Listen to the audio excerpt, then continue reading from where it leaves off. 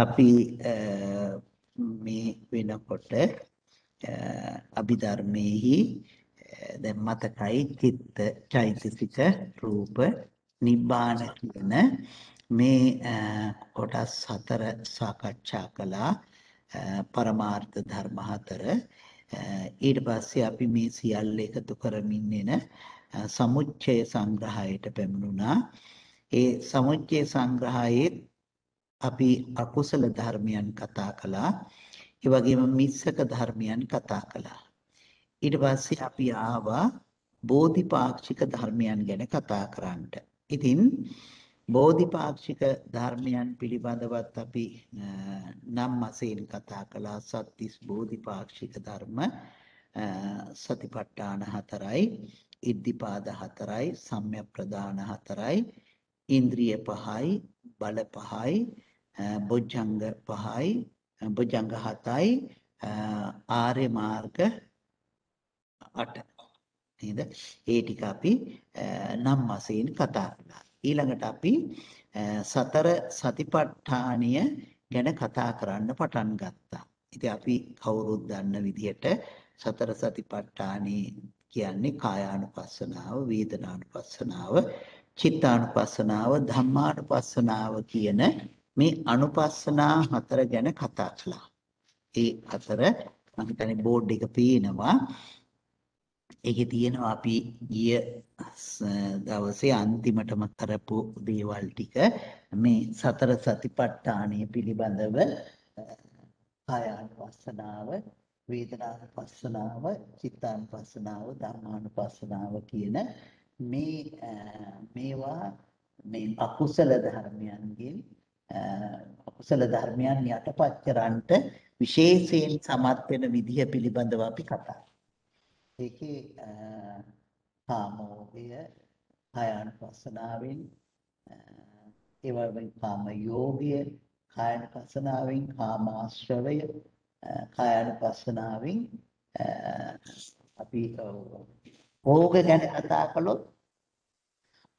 කතා කළොත් මතක ඇති මේ ටික නේද කාමෝගයට මේ වඩාත්ම ප්‍රතිපක්ෂ කරගන්න පුළුවන් වෙන්නේ කායानुපස්සනාව කායानुපස්සනාවෙන් තමයි කාම යෝගේ වඩාත්ම මැඩ පවත්වන්න පුළුවන් වෙන්නේ.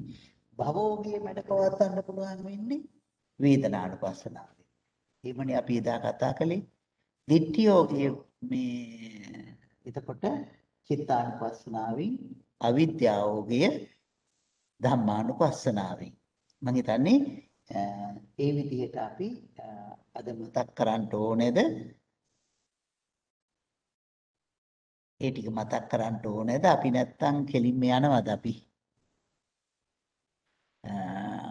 මතක් කරන්න ඕනේ නැත්නම් කියන්ට නැත්නම් අපි කෙලින්ම පාඩම් පටන් ගන්නත් පුළුවන් රෙකෝඩින් අහන්න පුළුවන් රෙකෝඩින් අහන්න පුළුවන් ඇහුන්නේ රෙකෝඩින් එක අහන්න පුළුවන් නේද ඔව් එතකොට එහෙමනම් අපි කෙටියෙන් මතක් කරගෙන යන් ඒ විදිහට යෝග ටික ගත්තොත් කාම යෝගී කායानुපස්සනාවෙනොත් භව යෝගී වේදනානුපස්සනාවෙනොත් දිට්ඨි යෝගී චිත්තානුපස්සනාවෙනොත් අවිද්‍යා යෝගී ධම්මානුපස්සනාවෙනොත් ආශ්‍රවයන් ගත්තොත් කාමාශ්‍රවය කායानुපස්සනාවෙන් එතකොට භවආශ්‍රවය වේදනානුපස්සනාවෙන් දිට්ඨාශ්‍රවය චිත්තානුපස්සනාවෙන් ධම්මානුපස්සනාවෙන් අවිද්‍යා ආශ්‍රවය නේද ඊළඟට අපි උපාදාන ගත්තොත් කාම උපාදානය කායानुපස්සනාවෙන් දිට්ඨි උපාදානය චිත්තානුපස්සනාවෙන් ඒ වගේම සීලබ්බත උපාදානය චිත්තානුපස්සනාවෙන් අත්වාද උපාදානය ධම්මානුපස්සනාවෙන් ආහාරයන් පිළිසිඳ ගැනීම ගැන කතා කරනකොට ආහාර හතර අපට මතකයි පළවෙනි ආහාරය තමයි කබලින්කාර ආහාරය කායानुපස්සනාවෙනොත් ඒ වගේම පස්ස ආහාරය වේදනානුපස්සනාවෙනොත් ඒ වගේම මනෝ සංචේතනික ආහාරය චිත්තානුපස්සනාවෙනොත් ඒ වගේම විඥානාහාරය ධර්මානුශාසනාවෙනොත් පිරිසිඳ දැනගන්න පුළුවන් නේද? ඒවා දැනගත යුතු හැටියට ධර්මයේ විස්තර වෙන්නේ. එතකොට මේ කරුණු ටික අපි මේ සතර සතිපට්ඨානය පිළිබඳව කරුණු ගොඩක් කතා කරන්නට යෙදුණා. ඉතින් ඒ කතා කළා ඊට පස්සේ මේ සතර සතිපට්ඨානය කියන තැනට අපි ආවා. ඒ කියන්නේ සතිපට්ඨාන සූත්‍රය විස්තර කරන්නට කියන එක අපි මං හිතන්නේ මුල ඉඳලම සතිපට්ඨානය විස්තර කරන්නට කියන එක තමයි මතක් කරන්නට යෙදුනේ. ඉතින්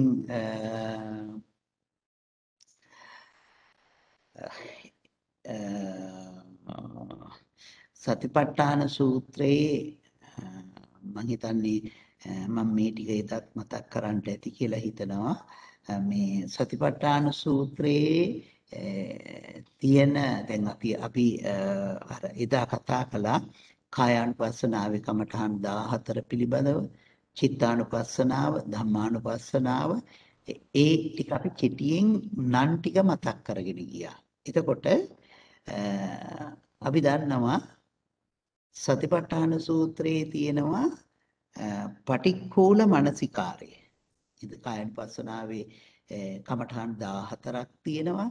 ඒ 14න් ආනාපාන පබ්බය, ආනාපාන කොටස, ඊළඟට ඉරියාපත කොටස, ඊළඟට සම්පජන්න කොටස, ඊළඟට පටික්කුල මනසිකාරය, ඒ වගේම ධාතු මනසිකාරය, ඊළඟට මලමිනිය ඇටසැකිලි අරමුණු කරගෙන කරන සීවතිකයන්. එතකොට මේකේ දැන් මේ සතිපට්ඨාන සූත්‍රයේහි කායගත සති එහෙම නැත්නම් පටික්කුල මනසිකාරය විස්තර වෙන්නේ සමතයක් වශයෙන්. ඒකත් අපි මතක තියාගන්න ඕනේ. පටික්කුල මනසිකාරය මේ සතිපට්ඨාන සූත්‍රයේදී විස්තර වෙන්නේ සමත භාවනාවක් හැටියට. එතකොට පටික්කුල මනසිකාරය ඒ විදිහට විස්තර වෙන සූත්‍රයක් තියෙනවා. පටික්කුල මනසිකාරය ධාතු මනසිකාරයක් හැටියට විස්තර කරන සූත්‍රයක් තියෙනවා. අපට මතකයි අපි ධාතු විභංග සූත්‍රය කතා කළා පහුගිය දවස්වලදී. ධාතු විභංග සූත්‍රයේදී පුජ්‍යලේ කියන්නේ ධාතු 6ක් කියලා විස්තර කළා. නේද? බුදුරජාණන් වහන්සේ මේ පුක්කුසාති රජුරවන්ට දේශනා කළා ධාතු 6ක් තමයි පුජ්‍යලේ කියලා කියන්නේ. පඨවි, ආපෝ, තේජෝ, වායෝ. ඊළඟට පඨවි, ආපෝ, තේජෝ, වායෝ, ආකාශ විඥාන, ආකාශ විඥාන. නේද? මේ ධාතු 6. ඉතින් මේකෙන් දැන් මේ ධාතු විභංග සූත්‍රයේදී මේක විස්තර කරන්නේ මේ ධාතු වශයෙන් මෙනෙහි කරන්න. ධාතු විභංග සූත්‍රයේහි පටික්කුල මනසිකාරයේ සමතයක් වශයෙන් වඩන්න නෙමෙයි විස්තර කරන්නේ ධාතුන් වශයෙන් දකින්න. ඒක නිසා මතක ඇති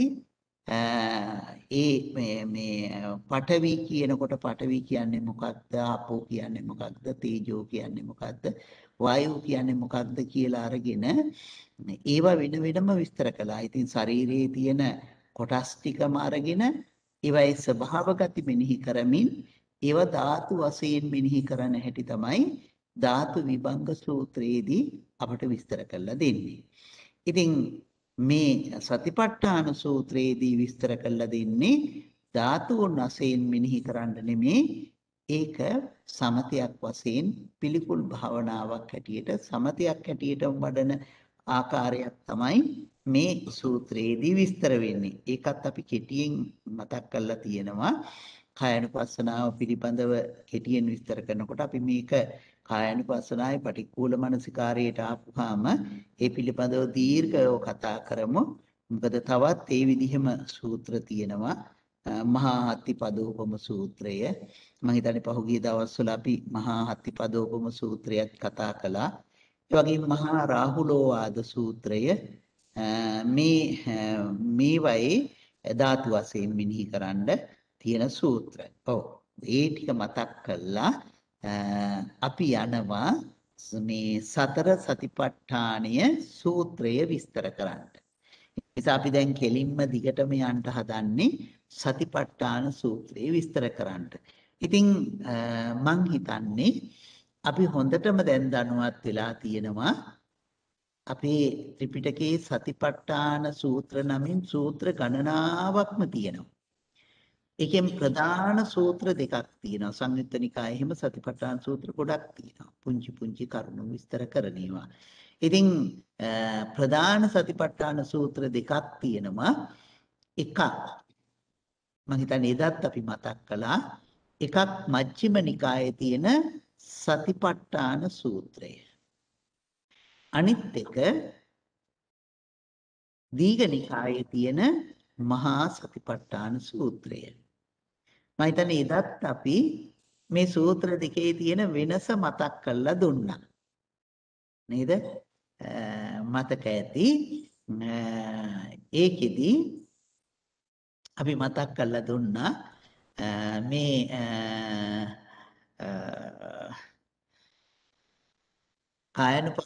මේ සතිපට්ඨාන සූත්‍රයේහි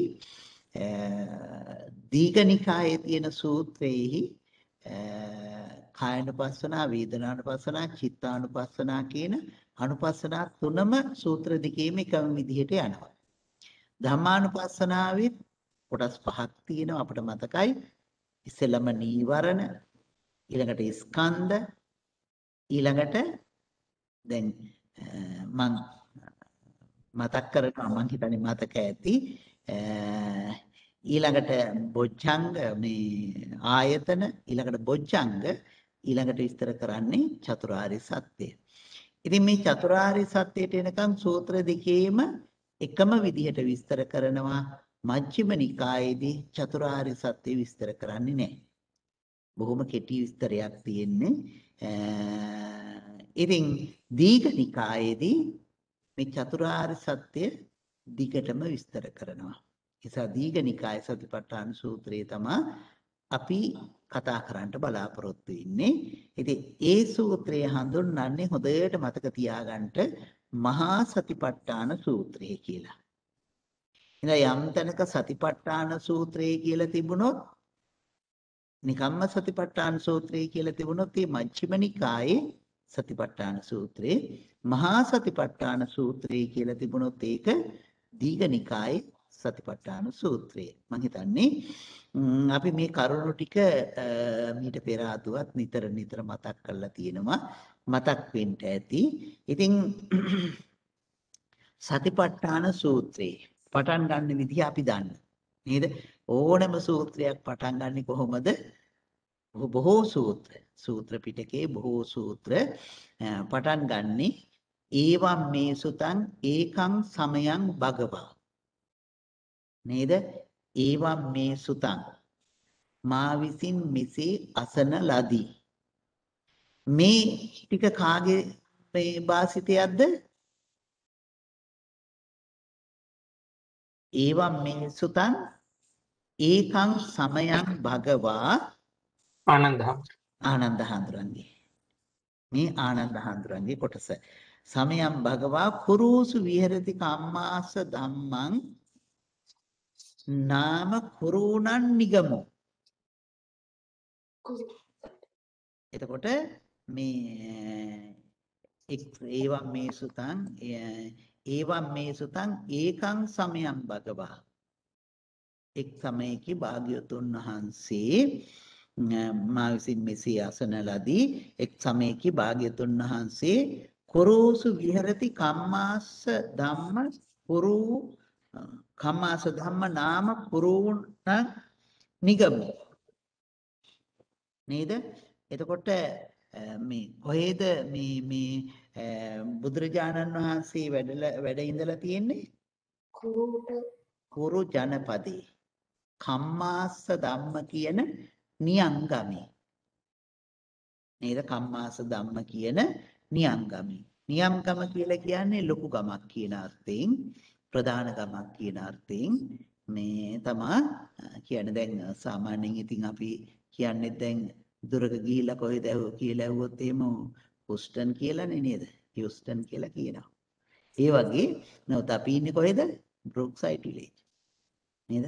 ඉතින් ඒ වගේ මේ මෙතන මේ නිගමය විස්තර කරනවා මේ එතකොට මෙතන දැන් කුරුසු විහෙරති කුරු රට කියන එක ගැන මම හිතන්නේ අපි අහලා තියෙනවා. මේ හැම කෙනාම මම හිතන විදියට දඹදිව ගිහිල්ලා තියෙනවා. ඒ දඹදිව ගියාම සතිපට්ඨාන සූත්‍රයේ දේශනා කළේ මෙන්න මේ පැත්තේ කියලා ස්ථානයක් හරියටම පෙන්නනවා. මතක ඇති ඒ කොහෙද? දිල්ලි. දිල්ලියේ. ඒ තියෙන්නේ දිල්ලියේ. ඒක කුරු රට. නේද? ඇයි මෙහෙට කුරු රට කියලා කියන්නේ? ඉතින් අර සතිපට්ඨාන සූත්‍රය අර ඉස්සර කතා කළා වගේ නෙමෙයි දීර්ඝව කතා කරමුයි කියලා කිව්වනේ. ඒ නිසා කුරු රට කියන එකත් චුට්ටක් කියන්න වෙනවා. නේද? කුරු රට කියන්නේ කොයි විදිහේ එකක්ද? අපි දන්නවා මතකයි අපට මතක ඇති අපි මේ පාඩමක් කළා මේ ලෝක පිළිබඳව. නේද? ලෝක කියලා කියන්නේ මනුෂ්‍ය ලෝක, දිව්‍ය ලෝක, භූමි කියලා පාඩමක් කළා මතක ඇති. භූමි පිළිබඳව කළා. ඒ භූමි පාඩමේදී මනුෂ්‍ය ලෝකය ගැන කියනකොට මනුෂ්‍ය ලෝකයේ හැටියට හැඳින්නුවේ මේ දීප 3ක්, දීප 4ක්. මතකද දන්නේ නේද? දීප 4ක් හැටියට මනුෂ්‍ය ලෝකේ හැඳින්වුවා. ප්‍රධාන එක තමයි ජම්බුද්දීපේ. නේද? ජම්බුද්දීපේ. ඉතින් ජම්බුද්දීපේ තමයි සක්විති රජවරු පහළ වෙන්නේ. සම්මා සම්බුදුරජාණන් වහන්සේලා පහළ වෙන්නේ ජම්බුද්දීපේ. තව මොනවද තියෙන්නේ? අනික් කරුණු තුන, අනික් මේ ප්‍රදේශ තුන මතකද දන්නේ නේද? මතකද? මතක් වෙන්නේ වාගේ නේද? පූර්ව විදේහය ඒත් මතක් වෙන්නේ නේද? ඔව්. අපරගෝ යන්නේ උතුරු කුරු දිවයින. උතුරු කුරු දිවයින ඒ තුන. මොකද ඒ තුන? ජම්බුද්දීපේ. ඇයි? පූර්ව විදේහයයි උතුරු කුරු දිවයිනයි පූර්ව කුරු දේහය දාන්නේ ඈ පූර්ව කුරු දේහය උතුරු කුරු දිවයින නෑ දෙවෙනි එකට කිව්වේ පූර්ව විදේහය. පූර්ව විදේහය. ඔව්. පූර්ව විදේහය. නේද? ඔව්. එතකොට මේම මේ ජනපද නැත්තම් මේ විදිහට මේ කොටස් 4ක් තියෙනවා. නේද? එතකොට ඉතින් දැන් මේ අතීතයේ බොහොම දිග විස්තරයක් මේ සූත්‍රයට අනුව තියෙන්නේ. මේකේ විස්තර කරනවා බොහොම පෙර බොහොම ශක්තිමත් මේ සක්විති රජ කෙනෙක් ඉඳලා තියෙනවා මහා මන්දාතු කියලා. මහා මන්දාතු රාජ පරම්පරාව තමයි මේ ශාක්‍ය පරම්පරාවට එනකන් විහිදිලා ඇවිදිලා තියෙන්නේ. එතකොට මහා මන්දාතු මේ සක්විති රජුරුව බොහෝම පුණ්‍යවන්ත බොහෝ බල සම්පන්න සක්විති රජ කෙනෙක්. ඉතින් අපි දන්නවා මේ සක්විති රජුරවන්ට තියෙනවා මේ විශේෂ ආයුධයක් නේද? මොකද්ද අපි ආයුධයට හඳුන්වන්නේ?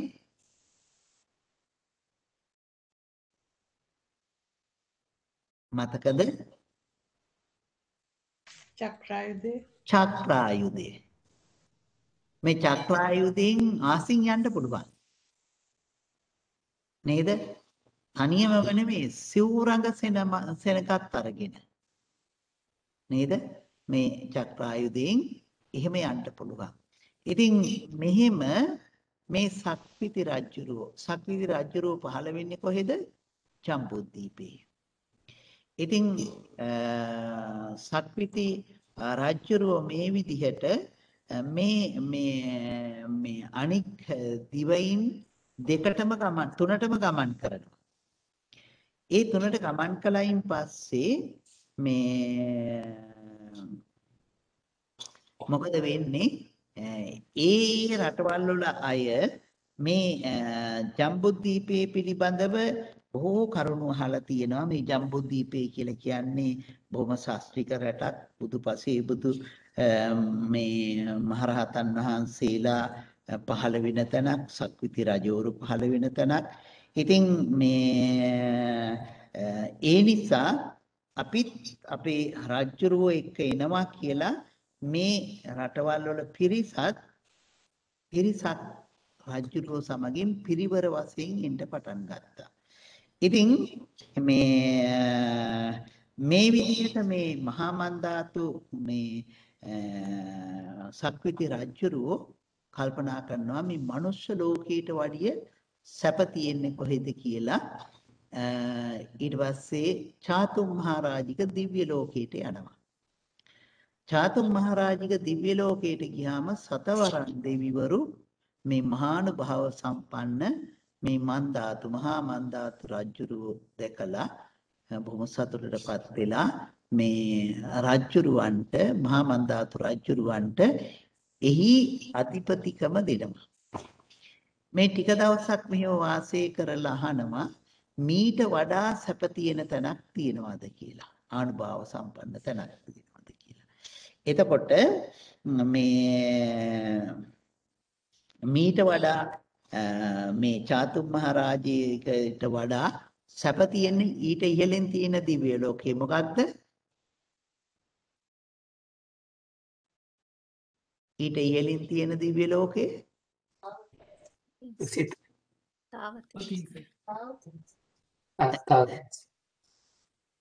මොකද්ද? දැන් ගොඩක් ඒවා කිව්වා නේද? තාවතින්සේ. තාවතින්සේ රජුරෝ කවුද?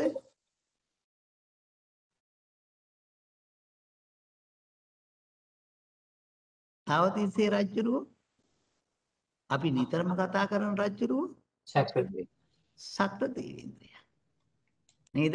දෙදෙව්ලොවට අධිපති කියලානේ කියන්නේ. ඒ කියන්නේ චාතුම් මහරජික දිව්‍ය ලෝකයටයි තාවතින්සේටයි කියන දෙකටම අධිපති. ඉතින් මේ මහා මන්දාත රජුරෝ අර චක්‍ර රත්නයෙන් අර පිරිසත් සමගින්ම යනවා කොහාටද? ඊට වඩා සිත්කලු ඊට වඩා කියනවා සහස්ත්‍ර ගුණයෙන් මේ ආනුභාව සම්පන්නයි නැත්නම් මේ ඒකේ සැප සම්පත් තියෙනවා කියලා මේ එතකොට සතසහස්ත්‍ර ගුණයකින් ඒ විදිහේ තියෙන දිවි ලෝකයට යනවා. සතවරන් දෙවිවරු ප්‍රකාශ කරනවා ස්වාමීනි මේ අපි ඒ අයගේ දාසයෝ හා සමානයි කියලා, දොරටුපාලයෝ හා මුරකරුවෝ හා සමානයි කියලා කියනවා. ඉතින් එහෙම කිව්වයින් පස්සේ තමයි මේ කොහාටද යන්නේ? මේ තාවතින්සේට. තාවතින්සේට ගියාන් පස්සේ සක්‍ර දේවේන්ද්‍රයා දකිනවා මේ මහානුභාව සම්පන්න මහා මන්දාතු රජුරුව. දැකලා බොහොම පෙර ගමන් ඇවිදිලා සතුටින් පිළිගන්නවා. පිළි අරගෙන නිකන් ඉන්නේ නෑ. පිළි අරගෙන ප්‍රකාශ කරනවා ඔබ මේ තාවතින්ස දිව්‍ය ලෝකයෙන් අඩක් අරගෙන පාලනය කරන්නයි කියනවා. නේද? අඩක් අරගෙන පාලනය කරන්නයි කියලා භාගයක් බාර දෙනවා. ඉතින් මේ සතර මේ තාවතින්සේ පිළිබඳවත් මේ විස්තර කරනවා සතරවරන් දෙවියෝ නේද? යොදුන් දහසක් වූ මේ වෛජයන්ත කියන මහා ප්‍රසාදයක් තියෙනවායි කියනවා. නේද? යොදුන් දහසක් පමණ වූ මේ එතකොට වෛජයන්ත මම හිතන්නේ ආටානාටිය සූත්‍රයේදී මේවා ඇහෙන්න ඇති සමහර වෙලාවට එතකොට නෑ මේක ඇහෙන්නේ නෑ නේද? එතකොට මේ 500ක් යොදුන් උස සුධර්මා කියන මේ දිව්‍ය සභාවක් තියෙනවා. මේ සුධර්මා කියන දිව්‍ය සභාවේ තමයි නිතර ධර්ම සාකච්ඡා කරන්නේ. බ්‍රහ්මා ආය පවා ඇවිදිලා නිතර ධර්ම සාකච්ඡා කරන්නේ සුධර්මා කියන ධර්ම මණ්ඩපේ නැත්තම් මේ දිව්‍ය සභාවේ තමයි එකතු වෙන්නේ. එතකොට යොදුන් 150ක්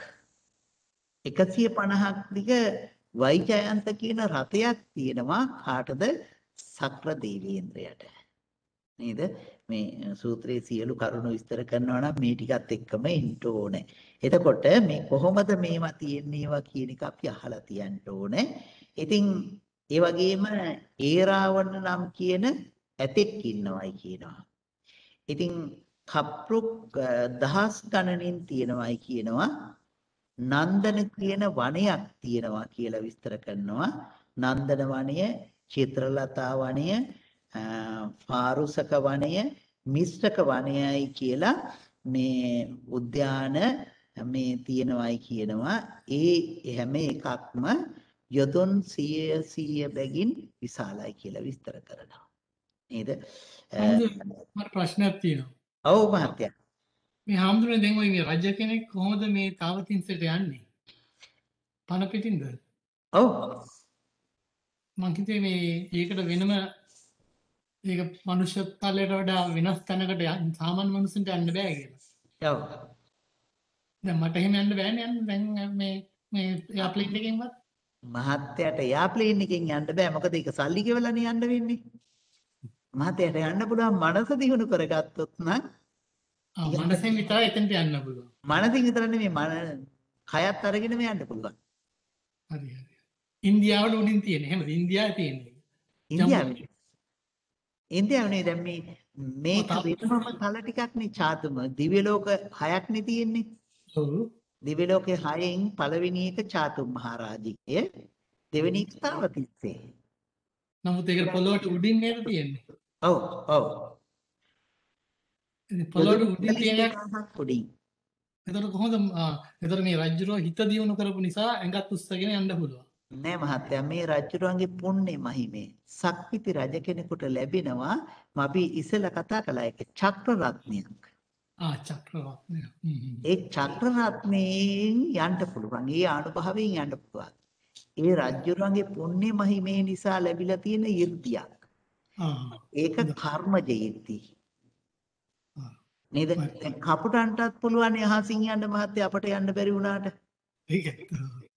නේද? කවුරුත් යනවා අහසින්.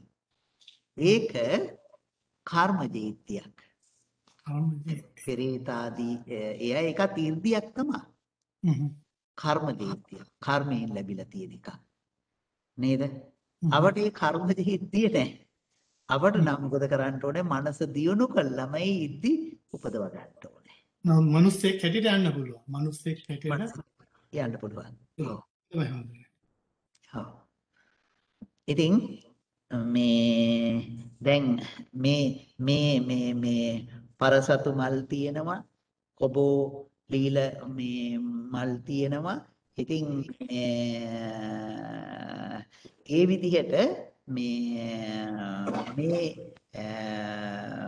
මේ පිළිබඳව ලොකු විස්තරයක් කරනවා. ඉතින් මම කෙටියෙන් චුට්ටක් මතක් කළේ.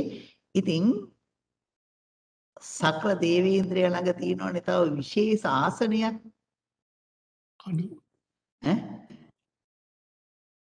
ආණ්ඩු මොකද්ද සෛලාසනය මතකයි. සෛලාසනය මොකද්ද සෛලාසනය ආණ්ඩු කම්බල පාණ්ඩු කම්බල සෛලාසනය පඬු ඇඹුල් අසුන කියලා කියනවා සිංහලෙන් නේද ශෛලාසනය කියනකොට අපි දන්නවා ඒක ශෛල මේකක් කියලා.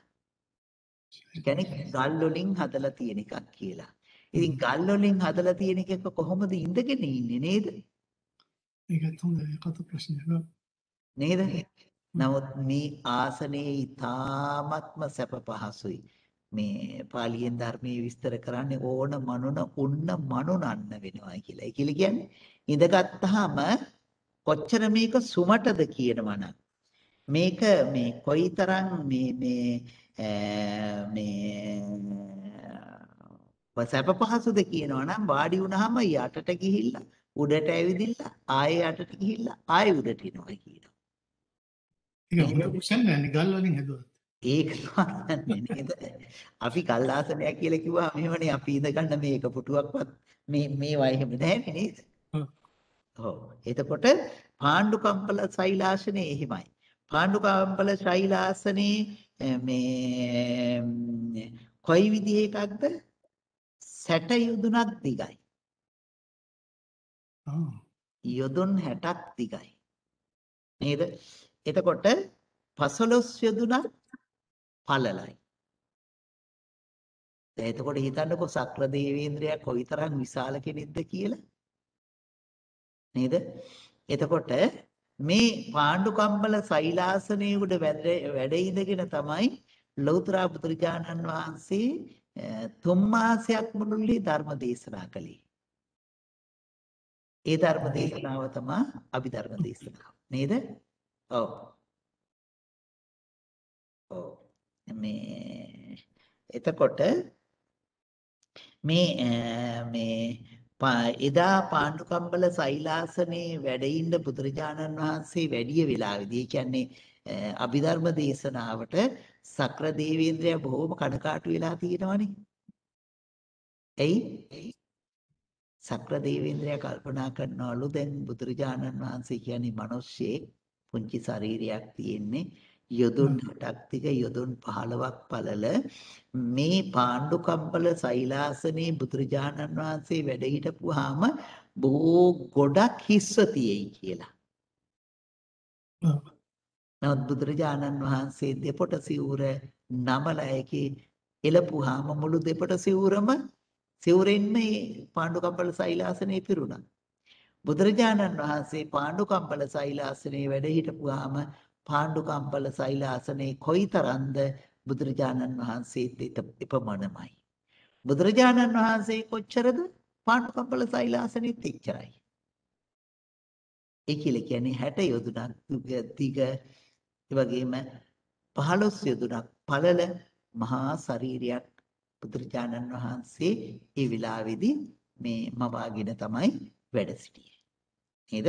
එතකොට මේ පාණ්ඩු කම්බල සෛලාසනේ මේ ගැන එතකොට මේ පාණ්ඩු කම්බල සෛලාසනයක් දුන්න කාටද? මහමන්දතු රජුට. මේ කරුණ මේවා ටික මේ අර සතරවරන් දෙවියෝ විස්තර කරන්නේ මෙන්න මෙහිමයි කියලා. නේද? මේක දීඝනිකායේ නෑනේ හම්දුනේ මේ විස්තරේ මේවා මහත්ය සූත්‍රේ නැහැ. මේවා අටුවා ටීකාවල තියෙන්නේ. එහෙමයි හම්දුනේ ඒක තමයි හම්දුනේ. ඔව්. ඒ කියන්නේ මං කියවනේ සූත්‍රේ සම්පූර්ණයෙන් විස්තර කරනවා කියලා. එහෙමයි. සම්පූර්ණ සූත්‍රය කතා කරනවා නම් මේ අටුවා ටීකාවල සඳහන් වෙලා තියෙන විස්තරත් සමහර කරුණු අටුවාවෙත් නැහැ. අටුවා ටීකා කියන්නේ මොනවද හම්දුනේ? එතකොට ඒකත් මේ ත්‍රිපිටකයට අයිති ඒවා නෙමෙයි. නෑ ත්‍රිපිටකයේ විස්තර කරන එකට අටුවාව කියනවා. ඔව්. අටුවාවේ තවත් ගැටලු තැන් විසඳන එකට ටීකාව කියනවා. ටීකාවේ ගැටලු තැන් විසඳන එකට ටිප්පණි කියලා කියනවා. මේ වගේ ග්‍රන්ථාරූඪ කරලා තියෙන කොයි කාලෙද හම්දුනේ? ග්‍රන්ථාරූඪ කරලා තියෙන්නේ ලංකාවේනේ. ලංකාවේ කියන්නේ ඔව් ඒ ලංකාවේ තිබුණ මේ අටුවා ටීකා ටිප්පණි මේ අරගෙන ගියේ මේ බුද්ධඝෝෂ හාමුදුරුවෝ පාලි භාෂාවට පරිවර්තනය කරගෙන ඒකනේ මේ ලංකාවේ විස්තර මුළු ලෝකෙම කතා කරන්නේ මහත්තයා. ලංකා අද අටුවාවක් ටීකාවක් ටිප්පණියක් මුළු ලෝකේ කොයියම් හෝ තේරවාදී බෞද්ධ රටක කතා කරනවා නම් ඒ ලංකාවේ ලංකාවේ. ඒකින්ද ලංකාවේ පිළිබඳව තේරවාදී රටවල වල ප්‍රධාන තැනක් තියෙනවා. මොකද ත්‍රිපිටකේ රැකගත්තු රට. අටුවා ටීකා සහිතවම. කවුද ලියලා තියෙන්නේ ඒවා? ඒවා මහාඥාන සම්ප්‍රදාය ඒවා මිහිඳු මහරහතන් වහන්සේමයි එනකොට අරගෙන ආවේ. ඒ අටුවා විස්තර. ඉතින් අටුවාවේ ඒ සමහර තැන්වල සමහර කරුණු විස්තර කරන්නට අවශ්‍ය වෙන උපමා අරගෙන තියෙන ලංකාවේ මේවා. දැන් අපි ওই සමහර කතන්දර කියනවනේ මේ හාඳුරුරු මේ විදිහට ಗುಣධර්ම පිරුවා මේ විදිහට මේ වැඩ කටයුතු කළා කියලා එහෙම අහලා ඇතිනේ නේද? අපි කතා කරනවානේ. ඒවා අටුවාවල ටිකාවල සඳහන් වෙන කතා. අපේ ලංකාවෙම සිද්ධීන් පිළිබඳව. එහෙම නැත්නම් බුදුරජාණන් වහන්සේ හෝ මිහිඳු මහරහතන් වහන්සේ වඩිනකන් දඹදිව සිදුුනේ ඒවා. ඊට පස්සේ ලංකාවේ සිදුුනේ ඒවා තමයි ඒ අටුවාවල ඒ කතන්දර හැටියට උපමා හැටියට අරගෙන විස්තර කරන්නේ. ඉඳ ලෝකේම ඒ පිළිබඳව කතා කරන්නේ ලංකාව පිළිබඳව. නේද? ඒ ස්ථාන පිළිබඳව බොහෝ සෙයින් කතා කරනවා. මේවා දැනගන්නත් ඕනේ මේවා තියෙනවා කියලා නේද? ඔව්. එතකොට මේ විදිහට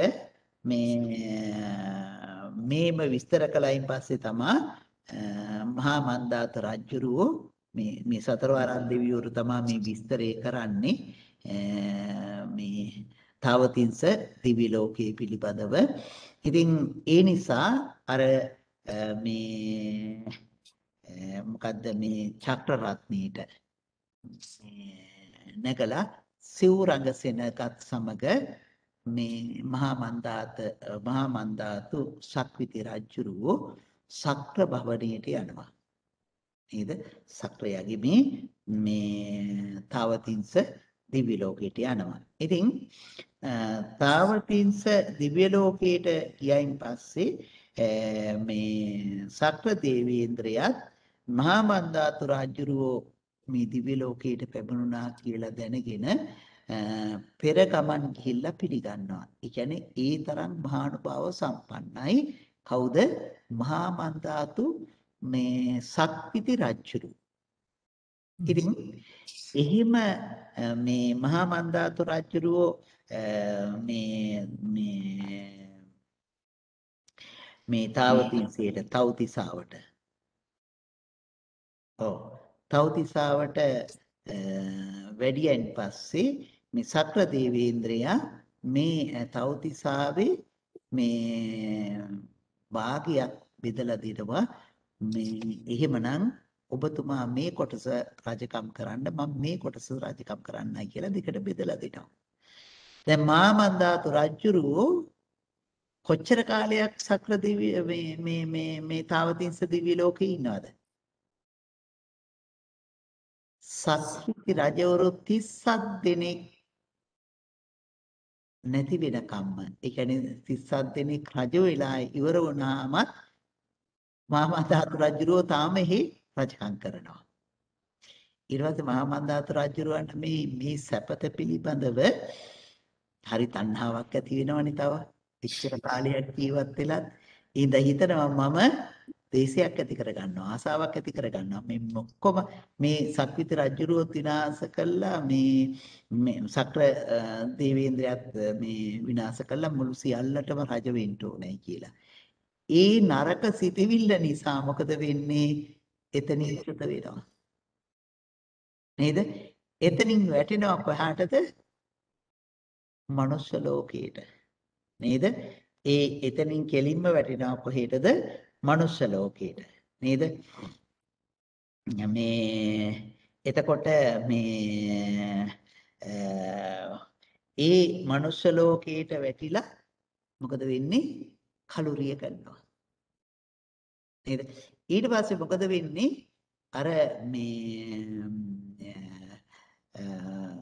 මහා මන්දාතු රජුරුවන්ගේ අර තිබුණු චක්‍ර රත්නය ඒ වගේම අර පිරිවර සෙනග ඒ වගේම අර මේ දිවයින් තුනෙන් ගිය පිරිස නැවතත් කොහාට දෙන්නේ මනුෂ්‍ය ලෝකේටම අර මේකෙන්ම ආපසු එනවා මනුෂ්‍ය ලෝකේට නේද ඒ නිසා ආයේ තමන්ගේ රටවල් වලට යන්න විදිහක් නැතු යනවා ඒ අයට ඇත්තටම සක්විති මේ මහා මන්දාතු රජුරෝ මේ තාවතිංස දිව්‍ය ලෝකයට ගියයින් පස්සේ සම්පූර්ණයෙන්ම වෙනස්ලා තවුස්සා දෙවි මේ දෙවි කෙනෙක් වශයෙන් රූපයත් එක්ක වෙනස් වුණා කියනවා. මනුෂ්‍ය ස්වභාවයේ ඉක්මවල ගියා කියලා කියනවා. නේද? ඉතින්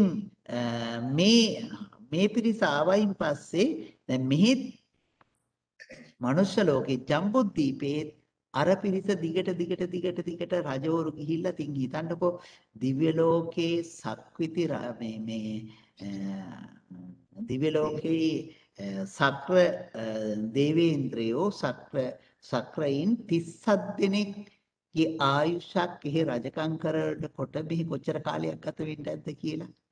ඉතින් මෙහෙම ගිහිල්ලා ඒ රාජ පරම්පරාව තාම තියෙනවා මනුෂ්‍ය ලෝකේ. ඒ වෙලාවේදී මේ පිරිස ගිහිල්ලා විස්තර කියලා අපට දැන් යන්න තැනක් නැහැ අපට යන්න මේ ඉන්න තැනක් දෙන්නයි කියලා කියනවා. ඉතින් ඒ නිසා මේ අයට ජම්බුද්දීපේම ඉන්න තැන් සකස් කරලා දෙනවා. එතකොට පූර්ව විදේහෙන් ආපු අය මේ විදේහ රට කියන ප්‍රදේශයේ ඉන්නවා. පූර්ව විදේහෙන් ආපු අය කොහෙද ඉන්නේ? විදේහ රට කියන ප්‍රදේශයේ ඉන්නවා. අපරගෝයානීන් පැමිණුණු අයට ඉන්න දෙනවා අපරාන්ත කියන ජනපදයේ. එතකොට අපරාන්ත කියන ජනපදයේ ඒ අයට දෙනවා. උතුරු කුරු දිවයිනින් පැමිණුණු අයට දෙනවා. ඒගොල්ලන්ට දුන්නු ඒ කොටස හඳුන්වනවා මොකක්ද? කුරු රට කියලා. එතකොට කොහෙන්ද මේ අය ආවේ? උතුරු කුරු දිවයිනේ. උතුරු කුරු දිවයිනේ කියන්නේ කොයි විදිහේ එකක්ද? උතුරු කුරු දිවයිනේ කියන්නේ හම්දුර දිල්ලි හරියනේ තියෙන්නේ. නෑ ඒ උතුරු කුරු දිවයි ඒ කුරු රට. ඔතේ කියන්නේ චීන වගේ හැදේ. නෑ එහෙම අපට පේන්න තියෙන තැන නෙමෙයි මහත්තයා. හම්දුර කියන්නේ අර පොතක උතුරු කුරු දිවයින වැන්න ඉසුරින් මොකද්ද කියලා අර කවුරුත් තියනවා නේද? ඔව්. ඒ කියන්නේ උතුරු කුරු දිවයින ගැන මේ ආටානාටිය සූත්‍රයේදී විස්තර කරන්නේ. එන උත්තර කුරුරම්මා මහානේරු සුදස්සනෝ මනුස්සා තත්ත්ව ජායන්ති අමමා අපරිග්ගහ නපෙනී අමරා අපරිග්ගහ නපෙනී යන්ති නංගලා කියලා හැම තියෙන්නේ. නේද? ආටානාටිය සූත්‍රයේදී අපි කතා කරනකොට ඔය ටිකත් කතා කළා. ඉතින් මෙහි ස්වභාවය කොහොමද? එහෙ වී පැහැෙනවලු. වී තියෙනවයි කියනවා. නේද? නමුත් නැපෙනියන්ති නංගලා. පේන්නේ නැහැලු නගුල්. ඒ කියන්නේ හාලා වපුරලා එහෙම ගොවිතැන් කරලා ගන්න ප්‍රදේශයක් නෙවෙයි. නිකම්ම හැදෙන එකක්. නිකම්ම හැදෙන එක තමයි එහි වාසය කරන්නේ. එතකොට එතන තමයි ඒ අයගේ වාසයේ හැටියට දක්වලා තියෙන්නේ කියන බව විස්තර කරනවා. එතකොට එතන තමයි මේ කුරු රට කියලා හඳුන්වන්නේ. මේ නෑ කුරු රට මේ මොකද්ද? උතුරු කුරු දිවයින. නේද? මගේ කියලා අල්ලාගත්තු එකක් නෑ කියලා කියනවා. අමමා අපරිග්ගහ. නේද? මමය කියලා අල්ලාගත්තු තැනක් නැtei කියලා කියනවා එයයිගේ. ඒ කියන්නේ මම කියලා දැඩිව මේ අල්ලා ගැනීමක් නැහැ. කොයිද? උතුරු කුරු දිවයිනේ. ඒ උතුරු කුරු දිවයින පැත්තට ඉන්නේ කවුද? යක්ඛාණං ආධිපති නේද? යක්ෂයින්ට ආධිපති ප්‍රදේශයක් හැටියට හඳුන්වනවා. එතකොට ඒ විදිහට මේ ආටානාටිය සූත්‍රයේදී උතුරු කුරු දිවයින පිළිබඳව විස්තර කරනවා. ඉතින් උතුරු කුරු දිවයිනේ පන්සිල් රකින්නමයි කියනවා. බුදුරජාණන් වහන්සේ අභිධර්ම දේශනා කරන අතරතුරදී පිණ්ඩපාත වැඩිය උතුරු කුරු දිවයිනට. අන්තරෙන් දිවයින කිව්වොත් ඒක මුහුදෙන් වට වෙලා තියෙන තැනක් වෙන්න එපා. ඔව්. ඒක පිළිබඳවත් මම අටුවා ටිකක් චුට්ටක් හොයලා බලලා කියන්නම් මහත්තයා. වන්දනාට ඒගොල්ලෝ මනුෂ්‍ය විදියට තමයි සැලකන්නේ හැබැයි නේද? මනුෂ්‍ය ලෝකෙම මේ තුන් කොටසක් නේ. මනුෂ්‍ය ලෝකෙම කොටස් තුනක්. ඉතින් ඇත්තටම තාම අපට හොයාගන්න බෑ කොහෙද කියන්නේ. නේද? එයාට බොහෝ දේවල් ඉර්ධීන් පහළ වෙනවයි කියනවා. නේද? ඉර්ධීන් පහළ වෙන දේවල් බොහෝමයක් තියෙනවයි කියනවා. බොහෝම සැප සම්පත් තියෙන උතුරු කුරු දිවයින් වැසියෝ මේ මං හිතන්නේ ඒගොල්ලෝ ගැන විස්තර කරන තව තැනක මට මතක විදිහට තියෙනවා මේ ඒගොල්ලෝ ඉපදුනොත් ඒ මුළු ආයුෂම ජීවත් වෙලා තමයි මරණයටපත් වෙන්නේ. අපි මනුෂ්‍ය ලෝකේ එහෙම නැහැනේ. දිව්‍ය ලෝකෙත් එහෙම නැහැ. ලබාපු මුළු ආයුෂම මේ සම්පූර්ණයෙන් ගෙවලා යන පිරිසක් නෙවෙයි අපි. නේද? එක එක වයසේදී මේ ලෝකයේ අය මේ පරිමයි. නමුත් උතුරු කුරු දිවයිනේ ඉපදුන අය ඒගොල්ලන්ගේ පරමායුෂ ගෙවලම තමයි මේ පරලොව යන්නේ. නේද? ඒ උතුරු කුරු දිවයිනේ ස්වභාවය. නේද? මම හිතන්නේ තව අහලා තියෙන විස්තරات ඇති මේ අය පිළිබඳව නොකියුණ එකක් තියෙනවා නම් මේ බලන්න මතක් කරන්ට මේ උතුරු කුරු දිවයින පිළිබඳව නැත්නම් මේවා පිළිබඳව එතකොට මේ ජනපද නැත්නම් දීප හතරයි තියෙන්නේ පූර්ව විදේහය අපර ගෝධානය කොරු රට චම්බුද්දීපේ නේද? එතකොට ඔව් උතුරු කුරුකේ උතුරු කුරු දිවයින කියලා කියන්නේ. නේද? එතකොට මේ විදිහට මේ හතරකින් සමන්විතයි කියලා කියනවා මනුෂ්‍ය ලෝකේ. නේද? එතකොට මනුෂ්‍ය ලෝකයේ ස්වභාවය තමයි මේ විස්තර කළේ. එතකොට මනුෂ්‍ය ලෝකයේ දැන් මේ කුරු රට ඉන්නේ එහෙනම් කොහේ ඉඳලා ආපු පිරිසක්ද? උතුරු කුරු දිවයිනේ ඉඳලා ආපු පිරිස. ඊ අය බොහොම පුණ්‍යවන්තයි එතකොට. එයින් පැවිදිගෙන ඉන්න අය බොහොම පුණ්‍යවන්තයි. බොහොම ප්‍රඥාවන්තයි. ඒ නිසා බුදුරජාණන් වහන්සේ උතුරු කුරු දිවයිනේදී සූත්‍ර ගණනාවක්ම දේශනා කළා තියෙනවා. නේද? ඉතින් ඔව්. උතුරු කුරු දිවයිනේ නෙමෙයි. කොහෙද කුරු රටදී? කුරු රටදී බුදුරජාණන් වහන්සේ දේශනා කරපු සූත්‍ර ගණනාවක් තියෙනවා. මේ කුරු රට කොහෙද? දිල්ලි. දිල්ලි. දාද අඳුනන්නේ දිල්ලි කියන ප්‍රදේශේ. නේද? එතකොට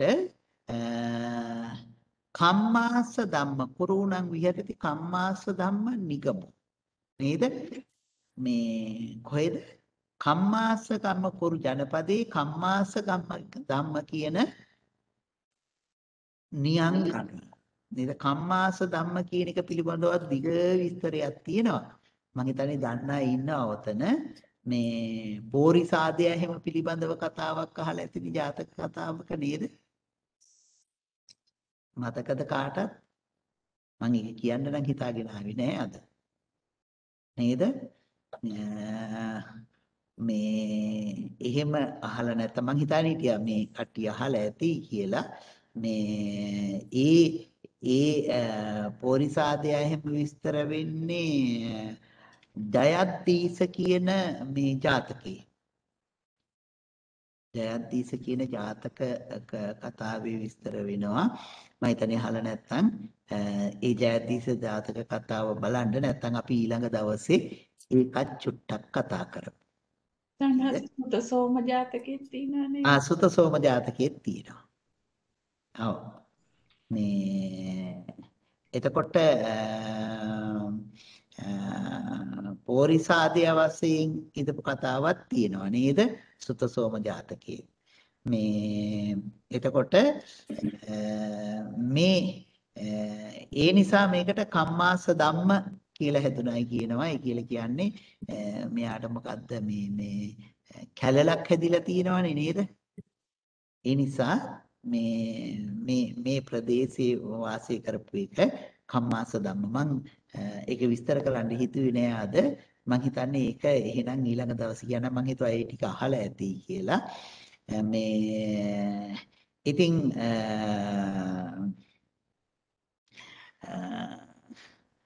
මේ කම්මාස ධම්ම කියන නියංගමෙහි භාග්‍යවතුන් වහන්සේ වැඩ සිටියා. ඉතින් භාග්‍යවතුන් වහන්සේ මේ නියම්ගමෙහි නැත්නම් මේ පොරු රට නියම්ගම ඇසුරෙහි තියෙන බුදුරජාණන් වහන්සේ බොහෝ වෙලාවට මේ අරණ්‍යක තමයි වැඩ ඉන්නේ. එතකොට මේ ඒ වනල හැබේ නැත්නම් ඒ අරණ්‍යේ වැඩ හිටියා. ඉතින් ඒ වැඩ ඉන්න අතරතුරදී තමයි බුදුරජාණන් වහන්සේ මේ කුරු රට වැසියන් ආමන්ත්‍රණය කළා මේක දේශනා කළේ. එතකොට කුරු රට වාසය කරන අය භික්ෂු භික්ෂුණී උපාසක උපාසිකාවෝ මේ ප්‍රදේශයේ වාසය කරන අය බොහොම නිරෝගී අය කියලා කියනවා. බොහොම නිරෝගී පිරිසක් කියලා කියනවා. බොහොම සිත්කලු, ඒ වගේම බොහොම හොඳ රූප ස්වභාවයෙන් යුක්ත. මොකද නිරෝගී කියනකොටම අපට රාජ පරම්පරාවේ හැටියටම මතක් වෙනවනේ. මේ කොහෙද මේ උතුරු කුරු දිවයිනේ ඉන්නේ ආවේ. ඒ අය පරමාංශක් භුක්ති විඳින පිරිසක් කියලා කිව්වනේ. එතකොට ඒ අය කොයි විදිහේ නිරෝගීකමකින් යුක්ත අයද කියන එක මේ අපිට හිතා ගන්න පුළුවන්. ඒ වගේම මේ ප්‍රඥා බලයෙන් යුක්ත ගැඹුරු දෙයක් තීරුම් ගන්න පුළුවන් පිරිසක් කියලා හඳුන්වනවා කවුද? මේ කුරු රට පිරිස නේද? එතකොට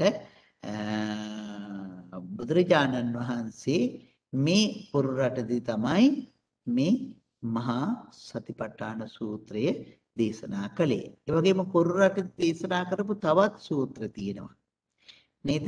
මේ මජ්ක්‍ධිම නිකායේ තියෙනවා සාරෝපම කියලා සූත්‍රයක්. ඒක රුක්කෝපම සූත්‍රය, මතකයි රට්ඨපාල සූත්‍රය. රට්ඨපාල සූත්‍රයත් මම හිතන්නේ මතක ඇති අහලා තියෙනවද මතක නැහැ. මාගන්ධිය සූත්‍රය, ආනිඤ්ජ සප්පාය සූත්‍රය, මේ සූත්‍රයන් මජ්ක්‍ධිම නිකායේ තියෙන ඒවා කුරු රටේ දේශනා කරපු ඒවා.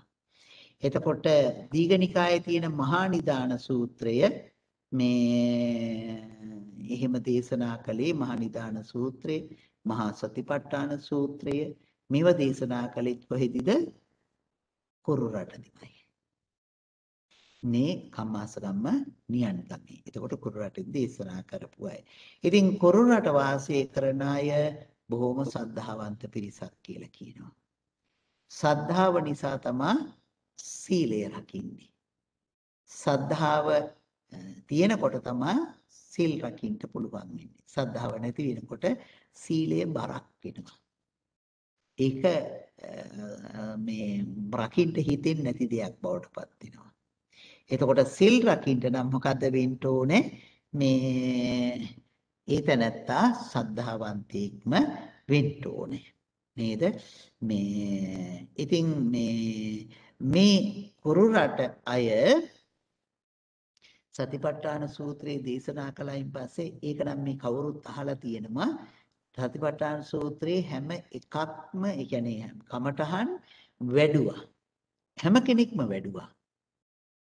හැම කෙනෙක්ම මේ කමඨහන් වැඩුවා. යම් කිසි කෙනෙක් කමඨහන් වඩන්නේ නැත්නම් එයාට ගැරහුවා. ගරහලා පැත්තකට අරගෙන එයාට මේ භාවනාව කියලා දුන්නා. කියලා දීලා වඩන්නයි කියලා අවවාද කළා. නේද? ඒ නිසා අය කොතනකදී එකතු වුණත් කතා කරන්නේ මොනවද? අද අපි කතා කරන දේවල් ටික නේද? ඈ අද අපේ කණ්ඩායමක් එකතු වුණා කියලා හිතන්නකෝ. දැන් පාටි එක එහෙමනම් කමන්නේ කියන්නකෝ. පන්සල, ගෙදර පින්කම නේද? මොනවද අපි කතා කරන්නේ? නේද? ඉතින් ඒ අය මොනවද කතා කරලා තියෙන්නේ? සතිපට්ඨානය ගැන. නේද? සතිපට්ඨානය ගැන. හිතන්න අපේ අය එකතු වුණාම ධර්ම කරුණක් සාකච්ඡා කරන තැනක් අපට දකින්න ලැබෙන්නේ අති කලාතුරකින්. නේද? බණක් කියනකොට හිනහ වෙන්න එකක් හම්බ වුණා නම් ඒක නම් කතා කරනවා. නේද? බණක හිනහ වෙන්න තරක් හම්බ වුණා නම් ඒක කියලා හිනහ වෙන්න නම් අපි කතා කරනවා. නේද? ඒ නිසා අපි එකතු වුණාමත් අපිත් උත්සාහ කරමු මේ අපිට කතා කළ යුතු දේවල් ගොඩකුත් තියෙනවා. ඒ වගේම අපි කතා කරන්න ඕනෙත් මොකද්ද? සතිපට්ඨානය පිළිබඳව. නේද? සතිපට්ඨානය පිළිබඳව. ඉතින් මේ තෙන්දී යම් කිසි කෙනෙක් කිව්වොත් මං අහවල් සතිපට්ඨානෙ වඩන්නේ කියලා සාදුකාර දෙනවා කියනවා. ඔබට බොහොම යහපත් ජීවිතයක් උදා වේවා කියලා ආශිර්වාද කරනවා කියනවා. ඒ විතරක් නෙමෙයි මේ ඇසුරු කරපු සත්තු මේ විදිහට වැඩුවයි කියලා අපි අටුවාවේ කතන්දරයක් තියෙනවා. මේ අය අහලා ඇති. මං චුට්ටක් බලන්නද හාමුදුරුවෝ දෙපාරක් ආවා මෙතෙන්ට ආයෙත් තොර ළඟට ආවා. මං චුට්ටක් බලන්නම්. චුට්ටක් ඉන්න අපි නතර කළේ අපි එතෙන්ට යන්න ඕනේ නේද? අපි නතර කළේ මේ කුරු රට වාසය කරන අය අතර වාසය කර සත්තු පවා භාවනා වැඩුවා කියලා. හාමුදුරුවෝ ඇසුරේ හිටපු නැත්නම් ආරාමවල වාසය කරපු සත්තු පවා. ඒකට බොහොම ලස්සන කතන්දරයක් තියෙනවා අටුවාවේ. මේ එක නාට්‍ය කණ්ඩායමක් එක ඒගොල්ලෝ ඇති කරපු ගිරවෙක් හිටලා තියෙනවා. මේ අය තනින් තනට යනකොට එක ආරාමයක් ළඟ භික්ෂුණී ආරාමයක් ළඟ නතර වෙලා ඉඳලා තියෙනවා මේ නාට්‍ය කණ්ඩායම. මේගොල්ලෝ ආපහු යනකොට අර ගිරව අමතක වෙලා ගියා. ඊට පස්සේ සාමණේරියන් වහන්සේලා ඒ ගිරව අරගෙන හැදුවයි කියලා කියනවා. ගිරව මේ හදනකොට එතන හිටපු ප්‍රධාන මෙහෙණින් වහන්සේ ගිරවට අට්ටික සංඥාව වඩන හැටි කියලා දීලා තියෙනවා. අට්ටි කියලා අට්ටික සංඥාව වඩන හැටි ගිරවට කියලා දීලා තියෙනවා. ඔන්න හිතා ගන්නකො එතකොට. ඉතින් ගිරව නිතර අට්ටික සංඥාව වඩනවා. දවසක් ගිරව උදේම මේ පන්සලේ ඇතුල් වෙන මේ තොරණ උඩ අවුව තපමින් හිටියා. එහෙම ඉන්නකොට ගිරවව මේ කොරොල්ලෙක් අල්ලගත්තා. අල්ලගත්තාම ගිරව කෑ ගැහුවා. ඉතින් සාමණේරියන් වහන්සේලා කොහොම හරි පන්නලා ගිරව ආපහු මුදව ගත්තා. මුදවගෙන ආවයින් පස්සේ ගිරව අරගෙන ආවයින් පස්සේ ගිරවගෙන් අහනවා මේ සතා අල්ලගත්තයින් පස්සේ මොකද හිතුනේ කියලා. මම මොකෝත් හිතුවේ නෑ. ඇට ගොඩක් කියලා අට්ටි කියලා හිතුවයි කියලා කියනවා. නේද? කායනුපස්සනාවේ අට්ටික සංඥාව තියෙනවනේ. කායනුපස්සනාවේ නව සීවතකේ තියෙන මේ ඇට පිළිබඳව ඇට මේ ශරීරය කියන්නේ ඇට ගොඩක් කියලා මෙනෙහි කළා. එතකොට ඒක මේ ඉරාපෝතකයක් සිහිපත් කළා කියලා මේ ධර්මයේ සඳහන් වෙනවා. ඒ තරමටම මේ අය මොකද කළා තියෙන්නේ මේ විදිහට මේ භාවනා වඩලා තියෙනවා. නේද? භාවනා වඩලා තියෙනවා. ඉතින් ඒක තමයි මේ කුරු රට පිළිබඳව මේ තියෙන විස්තරය. ඔව්. හාමුදුරනේ මට මේ පොඩි මේ ප්‍රශ්නයක් අර කිසෙල කියපු එක කාවා. ඔව්. හාමුදුරන් කිව්වනේ කමටහන් වඩනවා කියලා. මං අහලා තිබුණේ කමටහන් ගන්නවා කියලා. කමටහන් ගන්නෙ අම්මා දැන් භාවනා කරන එකට කියන්නේ කමටහන් වඩනවා කියලා. කමටහන් ගන්නවා කියන්නේ මොකක්ද? භාවනා අහගන්න එකට කියන්නේ කමටහන් ගන්නවා කියලා. හරි හම්දුනේ මම උපදෙස් ගන්නවා කියන එක තමයි ඊතන් හිටියේ. ඒ කියන්නේ භාවනාව ගැන උපදෙස් ගන්න එක තමයි කමටහන් ගන්නවා කියන්නේ. අම්මා රොටීනේ වඩන්නේ නේද? රොටියක් රොටියක් වඩනවා කියලා කියන්නේ අර පිටිගුලියක් ඔව්. ලොකු කරනවනේ. ප්‍රදේශයක පතුරනවා. ඔව්. ඒ වගේ ගත්තු කමටහනක් පතුරවනවා. වඩනවා. වඩනවා. දියුණු කරනවා. හරි එහෙමයි හම්දුනේ. ඔව්. තියෙනවා. මට මේ ප්‍රශ්නයක් වුණේ. හරි කමටහන්. ඒකමට තියෙන්නේ නේද? ඔව්. එතකොට එතකොට ඉතින් දැන් ඇත්තටම ඉතින් මේ සාසනික විවාහර ටිකත් අපි මතක තියාගන්න එපා. අද අපි අපේ සිංහලෙන් කියනවා භාවනා උපදෙස් ගන්නවා. නේද? හරියට කියන්නම් ඒක මොකද්ද? කමඨහන් වඩනවා. ඉතින් සමහර අය ඒකට කියනවා කමඨහන් සුද්ධ කරනවා කියලා. කමඨහන් ගන්නවා කියනවා, සමහර අය කියනවා කමඨහන් සුද්ධ කරනවා කියලා. ඉතින් එක එක විදිහට පාවිච්චි කරන අය ඉන්නවා. ඒ අර්ථයෙන්ම නේද? එතකොට මේ විදිහට මොකද උනේ? මේ ගිරවත් මේ අර විදිහට වැඩි. හැබැයි ගිරවට නමකුත් දාලා තිබුණා බුද්ධ රක්කිත කියලා. නේද? මේ බුද්ධ රක්කිත ගිරවා අර විදිහට භාවනා වැඩුවයි කියලා විස්තර වෙනවා. එතකොට කුරු රට වාසය කරන තිරිසන් සත්තු පවා සතිපට්ඨානේ වැඩුවාලු. නේද? ඉතින් මේ සතිපට්ඨානීය දන්න අපිත් නොවඩා නොසිටිය යුතුයි. ඒ නිසා මේ සතිපට්ඨානීය ඉගෙන ගන්නේ මොකටද? සතිපට්ඨානීය වඩන්න. නේද? මේක භාවිතා කරන්න. ඒ නිසා මේ ඉගෙන ගන්න ඒ හැම කොටසක්ම මොකටද අපට තියෙන්නේ? පුරුදු පුහුණු කරගන්න. ඊට හොඳට අහගන්නවා වගේම හොඳට තේරුම් ගන්නවා වගේම ඒ වයින් ටික ටික නමුත් වඩන්න උත්සාහ කරන්න. ඉතින් හම්දුනේ කතාව ඉවර ටික මේ දැන් එතකොට ඇට ගොඩක් කියලා හිතුව නිසා කුරුල්ල ළමයා වතැරලා දාලා ගියාද එහෙමද? නෑ කො මේ අර මේ සාමණේරියන් බේරගෙන ආවනේ. එලෝ ආමනේ එලෝ ගත්ත නිසා බේරුණා. හරි. බේරුණා. සාමණේරියන් ගිහිල්ලා එලෝපු හින්දා අරක මේ බේරගෙන ආවා. බේරගෙන ආවයින් පස්සේ තමයි ඇහුවේ ඒ වෙලාවේ මොනවද හිතුවේ කියලා. එතකොට තමයි ප්‍රකාශ කළේ මම ඇට ගොඩක් නැත්තම් අට්ටි මේ ඇට ගොඩකින් ඇට සැකිල්ලක්ම කියලා හිතුවයි කියලා. නේද? එතකොට මේ අට්ටික සංඥාව මෙනෙහි කරලා තියෙනවා. එතකොට මේ ඉතින් මේ විදිහට සතිපට්ඨානය කුරු රට අය කොච්චර වැඩුවද කියලා හිතා ගන්න පුළුවන්. ඒ අය කොච්චර ඒවා පිටිබඳව සාකච්ඡා කළාද කියලා අපට සිහිපත් කර ගන්න පුළුවන්. ඉතින් මේ සතිපට්ඨාන ඊළඟට කොහොමද විස්තර කරන්නේ? ඒවම් සුතං ඒකං සමයං භගවා කුරුසු විහෙරති කම්මාස ධම්මං නාම කුරුණං නිගමෝ. අපි ඒ ටික තමයි මේ කතා කරන්නේ. නේද? මේ කුරු කියන නියන්ගම මේ එතකොට කුරු රට පිළිබඳව කමාස ධම්ම කියන ටික මම කතා කළේ නෑ.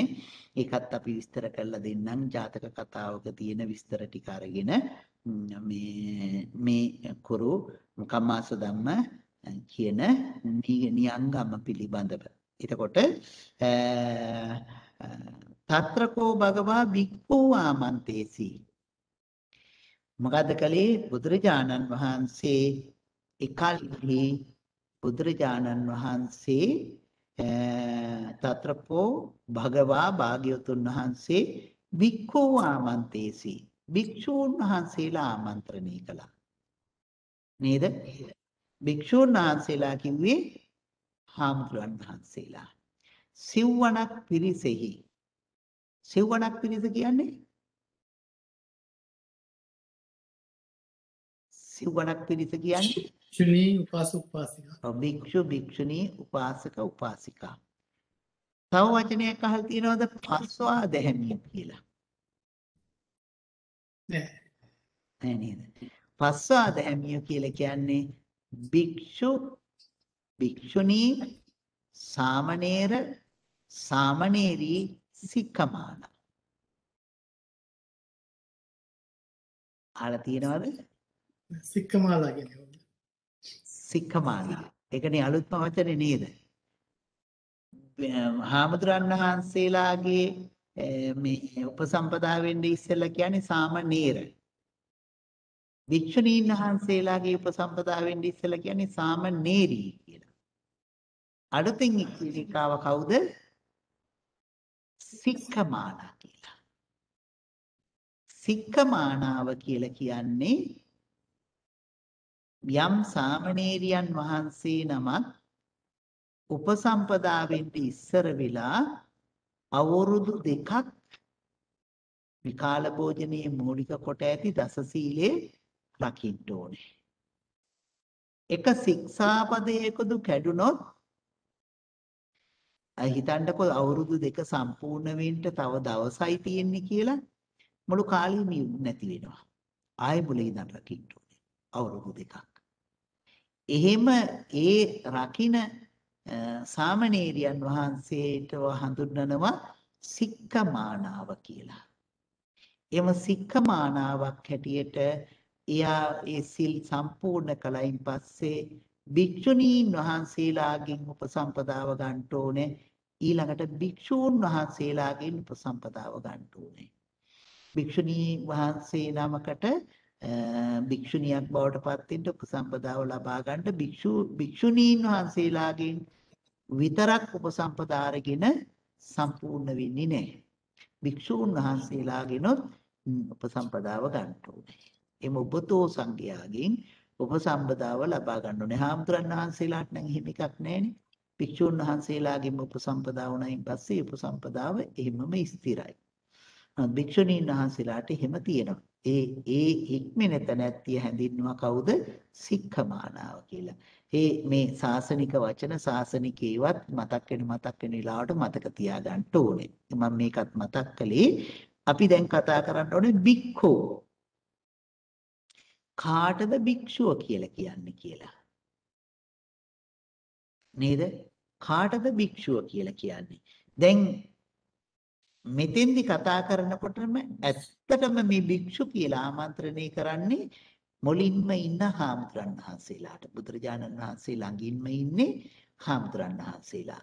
ඊට පිටිපස්සෙන් භික්ෂුණී, එතකොට මේ උපාසක උපාසිකා ඒ පිරිස් ඉන්නවා. නේද? ළඟින්ම ඉන්න පිරිස භික්ෂූන් වහන්සේලා ආමන්ත්‍රණය කළා තමයි බුදුරජාණන් වහන්සේ දේශනා කරන්නේ මේ සූත්‍රය. භික්ඛු ආමන්තේසි. එහෙමනම් භික්ෂුව කියලා කියන එකේ අර්ථ සමූහයක් විනය පිටකයේදී විස්තර කරනු ලබනවා. නේද?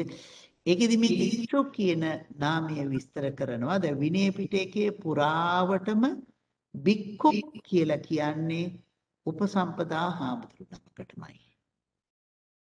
උපසම්පදා හාමුදුරු නමකටම භික්ෂුව කියලා කියනවා. නේද? සමහර ඔය පැරණි හාමුදුරුවරු නම ලියනකොට නම ආගට භික්ෂු කියලා ලියනවනේ. සාමාන්‍යයෙන් ඉස්සර භික්ෂු කියලා කියන එක පාවිච්චි කළා උපසම්පදා වෙලා අවුරුදු 10ක් යනකම්. අවුරුදු 10න් පස්සේ ස්ථවිර කියන වචනේ පාවිච්චි කළා. ඒ අවුරුදු 20කින් පස්සේ මේ පාවිච්චි කළා මහා ස්ථවිර කියලා. උපසම්පදා වෙලා අවුරුදු 20ක් පහ වුණයින් පස්සේ ඒ ආම්ද්‍රන් වහන්සේ ආමන්ත්‍රණය කරලේ මහා ස්ථවිර කියලා. නේද? ඒ නම සඳහන් කරනකොට ඒ සමහර පොත්වල දැකලා ඇති මේ මහා ස්ථවිරේ කියලා ලියලා තියෙනවා හාමුදුරුවෝ. නේද? එතකොට එහෙම සඳහනක් තියෙනවා අපි දැකලා ඇති. මම මේ සාමාන්‍ය දෙයක් මතක් කළේ. ඉතින් විනය පිටකෙහි භික්ඛු කියලා හැඳින්වුවා නම් ඒ හඳුන්වලා තියෙන්නේ කාටද? මේ සාමාන්‍යයෙන් හඳුන්වලා තියෙන්නේ උපසම්පදා හාමුදුරුවෝ නමකටමයි. සාමණේර කාලෙදී බොහෝ වෙලාවට හාමුදුරුවෝ නමින් අගට පාවිච්චි කරන්නේ හිමි කියලා. නේද? සාමණේර කාලෙදී පාවිච්චි කරන්නේ හිමි කියන නම. නමේ අගට හිමි කියලා දාන්නේ. නේද? ඊට පස්සේ ඉතින් ඊට වඩා ඉහළට ගිය හාමුදුරුවෝ සාමාන්‍යයෙන් හඳුන්වනකොට හිමිපානෝ කියලා කතා කළා. නේද? ආමන්ත්‍රණය කළා. නේද? නිකන් හිමි කියලා කතා කරනකොට බොහෝම වෙලාවට ඒ හාමුදුරුවෝ සාමණේර වශයෙන් තියෙන මේ සාසනික වශයෙන් විවාහාරික ටිකක් මම මතක් කළේ. එතකොට මේ භික්ඛුව කියන එකේ පළවෙනිම තේරුම මොකක්ද? භික්ෂූන් වහන්සේ උපසම්පදා හාමුදුරුවෝ කියන එක. ඊළඟට භික්ෂුව කියන එක හඳුන්වනවා පැවිදි වුණ නිසා භික්ෂුව කියන උපසම්පදෝති භික්ඛු පබ්බජිතෝත භික්ඛු. පැවිදි වුණ නිසා භික්ෂුවක් කියලා කියනවා. ඒ කියන්නේ සාමණේර අයටත් භික්ඛු කියන නම පාවිච්චි කරනවා. එතකොට පැවිදි වුණ හැම දෙනාටම භික්ෂුන් වහන්සේලා සාමාන්‍යයෙන් අද සමාජයේ කතා කරනකොටත් භික්ෂුන් වහන්සේලා කියලා හඳුන්වනවානේ. ඒ පිරිමි පැවිදි වෙලා ඉන්න අයට භික්ෂූන් කියලා හඳුන්වනවා. භික්ෂු. ඊළඟට භික්ෂුව කියන එක හඳුන්වනවා මම හිතන්නේ මේ ටික මතක ඇති මම මීට ඉස්සෙල්ලත් මේ කරුණු ටික මතක් කරලා තියෙනවා. මම හිතන්නේ ඔකොටම මතක් කරන්න ඕනේ නෑ. කොහොමද මතක් කරන්න මතක නැතුවත් ඇතිනේ. ඊළඟට සඳහන් කරනවා මේ කඩ කපපු සිවුරක්. ඒ කියලා කියන්නේ මේ සිවුර කියන එක කෑලි කෑලි වලට කපපු එකක් නේ තියෙන්නේ. ඒ කියන්නේ ඒ කාලේ රෙදි හොයාගන්න අපහසුවත් ඒ වගේම සිවුර යම් තැනක් දිරලා ගියොත් එතෙන්ට තව රෙදි කෑල්ලක් එකතු කරගන්න පහසු වෙන්නත් ඒ විදිහේ කෑලි වලින් තියෙන්නේ. දැන් හිතන්නකෝ මේ දොරක ජනේලෙක වීදුරුවක් දානකොට සම්පූර්ණ වීදුරුවක් දානවා. නැත්නම් කෑලිත් දානවා. ඉතින් ඔය කේතුම් මත කෑලි දාපුවාම පහසුයි. එක කෑල්ලක් බිඳුනොත් තව කෑල්ලක් එතෙන්ට අමුණ ගන්නට නැත්නම් එකතු කර ගන්නට හදා ගන්නට පුළුවන්. ඒ වගේ මේ සිවුරේ එහෙම එකක් වුණොත් එතනට තව එකක් දාන්න එහෙම කෑලි වලින් සකස් කරලා තියෙන්නේ. එතකොට දා ගන්න පුළුවන්. කෑල්ලක් අරගෙන එතෙන්ට මහ ගන්න පුළුවන්. එහෙම මේ නිසා මේ වගේ සිවුරක් පොරවන නිසා කියනවා භික්ඛුව කියලා. චෙන්න බින්න පටදරාණම් භික්ඛු කියන නාමයෙන් ඒක හඳුන්වනවා. ඊළඟට පිණ්ඩපාතේ වළඳන නිසා භික්ෂුව කියලා කියනවා. පිණ්ඩපාතේ පිණිස වඩින නිසා භික්ෂුව කියලා කියනවා. නේද? දැන් මම හිතන්නේ මම කරුණු ගාණක් කිව්වා. ඊළඟට භික්ෂුව කියන එක පොදුවේ අපි කාටත් පාවිච්චි කරන්න පුළුවන් තැනකට යෙදෙනවා. ඒක තමයි සංසාර බයං ඉක්ඛතීති භික්ඛු කියලා කියනවා. සසර බය දන්නා තැනැත්තාත් හඳුන්වනවා කවුරු හැටියටද? භික්ෂුව හැටියට. නේද? සංසාරේ බය දකින පුජ්‍යලයාව හඳුන්වනවා භික්ෂුව හැටියට. ඒ නිසා මේ එක එක්කෙනා එක අය මේ වචනවල මේ තේරුම් අරගෙන එක විදිහට විස්තර කරනවා මෙහිමයි කියලා. නේද? එතකොට මෙතෙන්දී භික්ඛු කියන නාමයෙන් මෙතන ආමන්ත්‍රණය කරන්නේ හාමුදුරන් වහන්සේලාමයි. එතකොට తත්‍රකෝ භගවා එකල්ලි භාග්‍යවතුන් වහන්සේ භික්ඛු ආමන්තේසි. මොකද කරන්නේ? භික්ෂූන් වහන්සේලා ආමන්ත්‍රණය කරනවා. එහෙනම් භික්ෂූන් වහන්සේලා ආමන්ත්‍රණය කරනවා මේ භික්ඛු ආමන්තේසි භික්ඛවෝති බදන්තේති තේ භික්ඛු භගවතෝ පච්චස්සෝසුම්. කොහොමද ආමන්ත්‍රණය කරන්නේ? භික්ඛු මහණෙනි කියලා ආමන්ත්‍රණය කරනවා. නේද? තේ භික්ඛු ඒ භික්ෂූන් වහන්සේලා කොහොමද ආමන්ත්‍රණය කරන්නේ භාග්‍යවතුන් වහන්සේට? බදන්තේති කියලා මෙතෙන් තියෙන්නේ. බදන්තේ කියලා ආමන්ත්‍රණය කළා කියනවා. බහන්තේ කියලා අපි අද කියන්නේ නේද? බදන්ති කියලා මේ ආමන්ත්‍රණය කළා කියලා කියනවා. බදන්ති පච්චස්සෝසුම් නේද? තේ බික්ඛෝහි භගවතෝ පච්චස්සෝසුම් බික්ඛවෝති බදන්තේති තේ බික්ඛෝ භගවතෝ පච්චස්සෝසුම් භගවා ඒතද වෝච නේද? ඉතින් මේ භික්ෂූන් වහන්සේලා ආමන්ත්‍රණය කළයින් පස්සේ මේ භාග්‍යවතුන් වහන්සේ මේ සතිපට්ඨාන සූත්‍රේ භගවා ඒතද වෝච මේ විදිහට දේශනා කළා.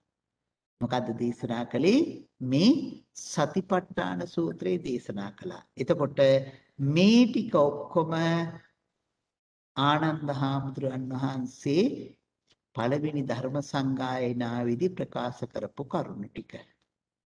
පළවෙනි ධර්ම සංගායනාව. මොකද ආනන්ද හාමුදුරුවෝ තමයි ඒ සූත්‍ර පිළිබඳව දේශනා කරන්නේ. මහා කාශ්‍යප හාමුදුරුවෝ අහනවා ආවල් සූත්‍රේ කොහෙද දේශනා කළේ? කාටද දේශනා කළේ? මොකද්ද සූත්‍රේ? ඒ නිදාන සියල්ලම ප්‍රශ්න අහනකොට උත්තර දෙනවා කවුද? ආනන්ද හාමුදුරන් වහන්සේ. ඊළඟට බුදුරජාණන් වහන්සේ දේශනා කරනවා ඒකායනෝ අයම් භික්ඛවේ මග්ගෝ සත්තානං විසුද්ධියා ශෝක පරිද්දවානං සමතික්කමාය දුක්ඛ දෝමනස්සානං අත්තංගමාය ඥායස්ස අධිගමාය නිබ්බානස සච්චි කිරියාය යදිදං චත්තාරෝ සතිපට්ඨාන. නේද? මොනවා හරි අපිට කතා කරන්න දෙයක් තියෙනවා නම් මේ අපි කතා කරගෙන යන්. එතකොට මොකද්ද මේ දේශනා කරන්නේ? ඒකායනෝ අයම් භික්ඛවේ මග්ගෝ. මහණෙනි ඒකායන මාර්ගයක් තියෙනවා. එකම මගක් තියෙනවා. ඒකායන මාර්ගය. මොකටද? ඒකායනෝ අයම් භික්ඛවේ මග්ගෝ. නේද? ඒකායන මාර්ගය පිළිබඳව කරුණු ගොඩක් විස්තර කරනවා. ඉතින් ඒකායනෝ භික්ඛවේ මග්ගෝ. මේ ඒකායන මාර්ගයක් තියෙනවා. මොකක් පිණිසද? සත්තානං විසුද්ධිය. මොකක් ඇති කර ගන්නටද? සත්‍යයාගේ විසුද්ධිය පිණිස. සත්‍යයාගේ විසුද්ධිය පිණිස. ශෝක පරිද්දවානං සමතික්කමාය. ශෝක පරිදේවයන් නැති කර ගන්නට. දුක්ඛ දෝමනස්සානං අත්තංගමාය. දුක් දුක්නස් නැති කරන්නට. නේද? ඊට පස්සේ ඥායස්ස අධිගමාය. නුවණ වඩා ගන්නට. නිබ්බානස සච්චි කිරියාය. නිවන සාක්ෂාත් කර ගන්නට. මොකක්ද මේ මාර්ගය? යදිදං චත්තාරෝ සතිපට්ඨාන. යදිදං චත්තාරෝ සතිපට්ඨාන. මොකක්ද මාර්ගය? ඒ සතර සතිපට්ඨානයයි. නේද? එතකොට සතර සතිපට්ඨානිය ආනිසංස ටික මුලින්ම විස්තර කළා. සතිපට්ඨානිය ලබන්න පුළුවන් ආනිසංස මොනවද? සතර සතිපට්ඨානිය ලැබුවාම ලැබෙන ආනිසංස ටික සත්‍යානංසිය සත්‍යයේ විසුද්ධිය ලැබෙනවා. සත්‍යයේ විසුද්ධිය පිණිසමනේ සතිපට්ඨානෙ. එන සත්‍යයේ පිරිසුදු බව ලැබෙනවා. ශෝක පරිද්දවානං සමතික්කමාය. මොනවද නැති වෙන්නේ? ශෝකේ නැති වෙනවා. පරිදේවේ නැති වෙනවා. ශෝකේ කියලා කියන්නේ දුක් වෙන එක. පරිදේවේ කියලා කියන්නේ ශෝක පරිදේව. මම හිතන්නේ අහලා තියෙනවා. මතකද පරිදේව කියන වචනේ? ඔව් මොකද්ද? වැළපීම. වැළපීම. නේද? ශෝක පරිද්දවානං සමතික්කමාය. දුක්ඛ දෝමනස්සානං අත්තංගමාය. දුක් දොම්නස් නැති වෙනවා. දුක් කියලා කියන්නේ කායික. දුක් කියලා හඳුන්වන්නේ මොනවටද? කායික දුක්. දෝමනස්සානං කියලා කියන්නේ මානසික. මානසික දුක්. නේද? එතකොට දුක්ඛ දෝමනස්සානං අත්තංගමාය. ඥායස්ස අධිගමාය. නුවණ වැඩිනවා. එතකොට සතිපට්ඨාන සූත්‍රය නිසා අඬන එක වැළපෙන එක නැති වෙනවා. ඒ වගේම කායික දුක් නැති වෙනවා. මානසික දුක් නැති වෙනවා. නිසා නිරෝගී වෙන්න පුළුවන්කමක් තියෙනවා මේ සතිපට්ඨානයේ වැඩපුවාම. නේද? ඉතින් අපි නම් දැකලා නැති නමුත් කඳවුඩ භාවනා මධ්‍යස්ථානයේ සිදු වුණ කතාවක් අපි එන්න බොහොම පෙර ආතුව සිදු වුණ කතාවක් විස්තර කරනවා මේ එක උපාසක මහත්මියක් ඇවිදින්න තියෙනවා මේ බෙල්ලේ වායු ගෙඩියක් තියෙන කෙනෙක්. මෙයා සති දෙකක් තුනක් විතර හොඳින් භාවනා කරලා තියෙනවා. භාවනා කරගෙන යනකොට අර වායු ගෙඩිය නැති වෙලා තියෙනවා. ඊට පස්සේ මෙයා යන්න ලෑස්ති වෙනකොට නායක හඳුරු කියලා තියෙනවා මේ බෙල්ල අත ගාලා බලන්නයි කියලා. බෙල්ල අත ගාලා බලනකොට තමයි දන්නේ වායු ගෙඩිය නැහැ කියලා. නේද? ඉතින් එහෙම ඉතින් ඔය මේ පේන්න තියෙන බාහිරින් පේන්න තියෙන ඒවා. මේ හැම දිනාටම ඇති ඕනෑ තරම් අත්දැකීම් කායික අපහසුකම් තියෙන වෙලාවල් වලදී සතිපට්ඨානේ වඩීම නිසා ඒ කායික අපහසුකම් නැති වෙලා යන එක ගැන නේද? ඒ වගේම එක වෙලාවකදී සරියුත් මහරහතන් වහන්සේ අනුරුද්ධ මහරහතන් වහන්සේගෙන් අහනවා "එවත්නි ඔබ වහන්සේ මේ දවස්වල හරි ප්‍රසන්නයි. බොහොම ප්‍රසන්න මේව අපට පේනිනවා. මේකට මොකක්ද හේතුව කියලා අහනවා. මේ අනුරුද්ධ මහරහතන් වහන්සේගෙන් සරියුත් මහරහතන් වහන්සේ. එතකොට උත්තර දෙනවා "ස්වාමීනි මම මේ දවස්වල සතිපට්ඨානෙ වඩනවා. ඒකයි මේකට හේතුව" කියනවා. නේද? එතකොට සතිපට්ඨානේ වඩනකොට ඒ බාහිර දේවල් අපට විනාශ වෙනවා කියන එක අපි දකිනවා. එතකොට ඒ මොකද දුක් දුම්නස් නැති වෙලා යන නිසා. දුක් දුම්නස් නැති වෙලා ඒ විදිහට ඒ ස්වභාවයටපත් වෙනවා මේ සතිපට්ඨානේ වැඩිම නිසා. එතකොට දුක්ඛ දෝමනසානං අත්තංගමාය ශෝක පරිද්දවානං සමතික්කමාය දුක්ඛ දෝමනසානං අත්තංගමාය ඥායස්ස අධිගමාය. මොකද්ද වැඩින්නේ? නුවණ වැඩිනවා. නේද? නුවණ වැඩිනවා. ඒක ඊ타ත්ම වැදගත් දෙයක්. අධිගමාය නුවණ වැඩිනවා. නිබ්බානස සච්චි කිරියාය නිවන සාක්ෂාත්කරනවා. නේද? යදි තංචත්තාරෝ සතිපට්ඨාන. මොකෙන්ද? මේ සතර සතිපට්ඨානේ. නේද? මේ සතර සතිපට්ඨානේ වැඩිම නිසා. එතකොට මේ සතිපට්ඨානේ පිළිබඳව අපට බාහිරින් කතා කරන්න තියෙන ටික. නේද? ඉතින් ඊළඟට සතර සතිපට්ඨානේ සතිපට්ඨාන හතර විස්තර කරනවා. අපි ඒ ටික කතා කරමු ඊළඟට. ඒ නිසා මේ සතිපට්ඨානේ පිළිබඳව විස්තරය අපි ඊළඟට සාකච්ඡා කරමු. මේ ඊළඟ දවසේදී නිසා අදට අපි අවසන් කරමු. මොනවා හරි මේ කතා කරපු ඒවා පිළිබඳව මොකක් හරි ප්‍රශ්නයක් එහෙම නැත්නම් මේකේ ප්‍රශ්න නෙමෙයි හිතෙන්නේ. ඉතින් පිළිගන්න බෑ කියලා හිතනේවද දන්නේ නේද? මොනවා හරි තියනවද? අම්දුනේ අර මේ එවම් මේ සුතං කියලා පටන් ගන්න නැති සූත්‍රවල දැන් කියන මංගල සූත්‍රය අත්ම සූත්‍රය කමිනේ සූත්‍රේ වෙන්නේ. එතකොට ඒවා ඒ කියන්නේ එතකොට අර කාශ්‍යප මහඳුරෝ ඒවා දැනගෙන ඒක එහෙම විදිහටම මේවා කරාද අහන්නේ නැතුව අර විදිහට නෑ මහත්තයා අහන්නේ කොයි සූත්‍රවලද ඒවා මිස්තන් නැතුව තියනවා කියලා කිව්වේ? නෑ ඒවා මිස්තන් නැතුව තියෙන සූත්‍ර තියෙනවානේ. රතන සූත්‍රය, මංගල සූත්‍රය, කර්ණීය සූත්‍රය වගේ. නෑ ඒවයිදී ඒ මංගල සූත්‍රයේ තියෙනවා. කර්ණීය සූත්‍රය සූත්‍රය තියෙනවා. රතන සූත්‍රේ කර්ණීය සූත්‍රේ නේ. කර්ණීය සූත්‍රයේ රතන සූත්‍රයේ දකින්න නෑ. නමුත් ඒකේ නිදාන කතාව විස්තර කරනවා. ඒකෙන් තමයි තින්ට එන්නේ. බොහෝ විලාවට ওই කුද්දක නිකායේ එක කොටසක් තියෙනවා. ඉති උත්තක කියලා. කුද්දක නිකායේ මේ කොටස් 16ක් තියෙනවානේ. ඉති උත්තක කියලා තියෙනවා. ඒ ඉති උත්තක කියලා කියන්නේ ඒවන් ඉති උත්තකම් කියලා විස්තර කරනවා. ඒවා මේ මතක තියාගෙන හිටියේ මේ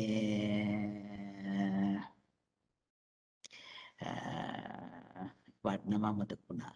මේ සාමාවතී බිසවට කුජුත්තරා කුද්දුත්තර සාමාවතී බිසවට බණ කිව්වා. නේද?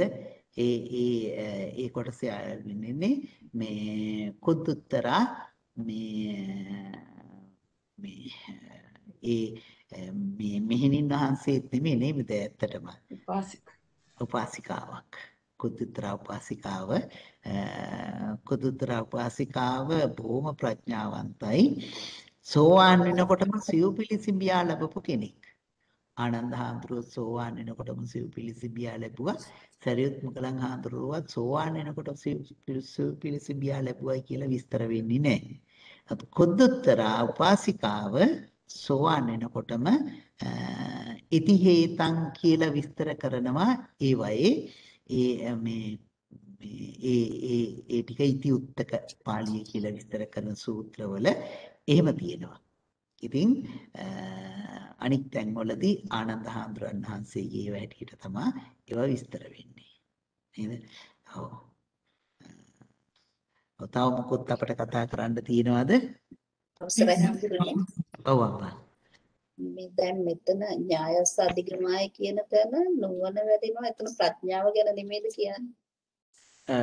මෙතන ඥායස් අධිගමාය කියලා කියනකොට ප්‍රඥාවම තමයි කියන්නේ. ප්‍රඥාවම තමයි කියන්නේ. ඥානිය වැඩිනවා කියලා කියනවා. මට පොඩි ප්‍රශ්නයක් තිබුණා හාමුදුරනේ මේ දැන් හාමුදුරන්ගේ අත්දැකීම හැටියට හාමුදුරුවෝ ගොඩක් මේ භාවනාවට උපදෙස් දුන්නා ගොඩක් කාලයක් දැන්. ඒකට ওই කායික වශයෙන් වේදනාව විඳින ගොඩක් අයට ඒක නැති වුණාද සතර සතිපට්ඨානෙ වඩිනකොට හාමුදුරුවෝ දන්නේ. ඇත්තටම නැති වෙලා තියෙනවා. ඇත්තටම නැති වෙලා තියෙනවා. මේ මහාන අයගේද නැත්නම් ගිහි අයගේද? ගිහි අයගේ තියෙනවා. පැවිදියට වඩා ගොඩාක් ගිහි අයගේ මේ අපි දැකලා තියෙනවා. මේ එහෙම මේ ඒවා නැති වුණ අය ගොඩක් ඉන්නවා. ඒ කියන්නේ ගොඩ කලක් භාවනා කරන අයද නැත්නම් කුඩා කලක් වුණත් කෙටි කලක් භාවනා කරන අයට තියෙනවා. භාවනා කරන්න ගියාම නොයෙකුත් අපහසුකම් ඉනේවත් තියෙනවා. එහෙමයි. අපහසුකම් ඇවිදිලා ඒව නැති වුණ එකක් තියෙනවා. එකපාරක් මට මතකයි මේ එක අවුරුදු 30 ගානක විතර එක්කෙනෙක් භාවනා කරන්න ඇවිදලා භාවනා කරනකොට එයාගේ මේ එක කකුලක දැඩි වේදනාවක් ගත්තා. කැරෙන්නෙම නැහැ. නොඑක් පිළියම් කළා අපි. නොඑක් දේවල්දි භාවනාවේදී සමහරලාට යාද තේරෙනවද නැහැ. අපි නොඑක් පිළියම් කරනවා එක ඒවා කියන ඒවාට එක එක පිළියම් කරනවා. එහෙම පිළියම් කරගෙන ගියා. ඊට පස්සේදී මෙයා දැන් අන්තිමට මැහුවා මේ මොනවා හරි එහෙම මොකක් හරි මේ ජීවිතේ මේ ධර්මයට අගෞරව වෙන දෙයක් කළා තියනවාද කියලා. එයා බොහොම සද්ධාවෙන් භාවනා කරන්න ආවේ. ඒකට කියනවා අන්දනේ මං ඉස්සර මේ මං එකම කියපු කතාවට මම මේ කියන්නේ මං ඉස්සර මේ තරම් බුද්ධ ආගමට ලැබි නෑ. මේ ගෙදර නෝනා මේ මල් පහ පූජා කරලා වඳිනවා. මම දවසක් ඒකට තරහ ගිහිල්ලා මං තරහෙන් අර පහන් එහෙම බිම දාලා මේ කකුලෙන් තමයි පෑගුවේ කියනවා. ඒවත් එනවා නේද? ඊට පස්සේ ඉතින් එක එක ක්‍රම කළා මේ ඒ වේදනාව නැති වෙන්න විදිහට සකස් කරලා දුන්නා. එහෙම හිතනකොට ඔක්කොම අය ඔහොම හිතන්න එපා. මොකද වේදනාව මෙනෙහි කරන්න ඕනේ. නේද? එහෙම නැත්නම් හිතයි මේ වේදනාව වෙන්නේ මොකද්ද කියලා. එහෙම එන ඒවා අපි හොයලා බලලා තමයි එහෙම කටයුතු කරන්නේ. ඉතින් එහෙම හේතු වුණාට එහෙම එක කෙනාට එක ඒවා තියෙනවා. ඊට පස්සේ ඒවා නැති කරලා ඒවා ඇත්තටම ඉතින් මේ ජීවිතේ එන කර්මනේ. ඒවා එහෙම නැති කරගත්ත එහෙම නැත්තම් භාවනාවක් තුළින් අපායේ කී පාරක් යයිද කියලා හිතන්න. අය කොච්චර කල් යයිද කියලා ඒ අකුසල කර්මයන්ගේ විපාක වලට. ඒක නිසා මේක වඩන්ට අපිට තියෙන අකුසල කර්ම බොහෝ නැති වෙලා යනවා. බොහෝ නැති වෙලා යනවා. අපිට තියෙන කුසල කර්ම කියන්නේ ඒ කුසල ශක්තිය කොච්චර වැඩෙනවද කියලා හිතන්න බෑ. අපිට පේන්නේ ඇත්තටම අපි ওই භාවනා කරනකොට එක අරමුණක් මෙනෙහි කරනකොට ඒ නිසා කොච්චර අපේ මේ අකුසල ධර්මයන් ප්‍රහීන වෙනවද කියලා කියන්න බෑ. ඒ තරමටම අකුසල ධර්මයන් ප්‍රහීන වෙනවා. නේද? හොඳයි. එහෙමනම් තව තියනවාද මොකුත් ප්‍රශ්න?